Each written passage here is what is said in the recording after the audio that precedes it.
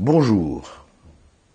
Il y a quand même quelque chose de très intéressant dans cette campagne, et vous savez qu'une campagne présidentielle, cette fois-ci plus que jamais, c'est le miroir qui réfléchit, selon l'expression de Jean Cocteau.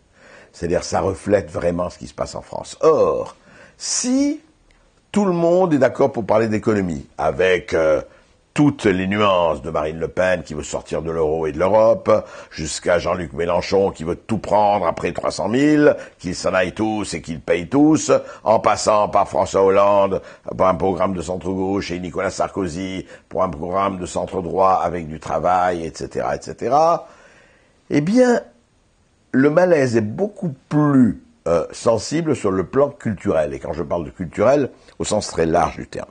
Dès qu'on aborde les questions d'immigration, d'identité, de viande halal ou de viande cachère, de tous ces problèmes-là, eh bien, il y a malaise. Ah oui, ne parlez pas de cela, ne dites pas cela.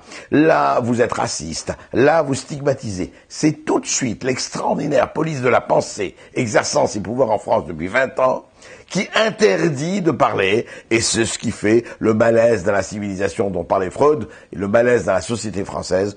On n'a plus de droit de parler de certains problèmes, pendant que des forces, des plaques tectoniques, des plaques idéologiques, des plaques communautaires avancent, se déplacent, et quand on en parlera, évidemment, c'est toujours trop tard. Moi, je suis quand même frappé d'une chose sur ce débat sur la viande halal et cachère, dont il me paraît absolument indispensable d'avoir la traçabilité.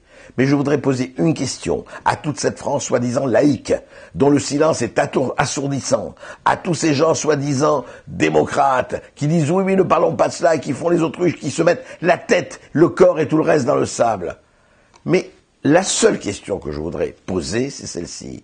Avons-nous, et nous sommes-nous battus pendant 2 siècles contre l'Église et les curés pour se coucher devant les imams et les rabbins? Est-ce que c'est ça ce qu'on veut? Alors qu'on le dise et qu'on arrête cette hypocrisie qui est à même au centre de cette campagne présidentielle.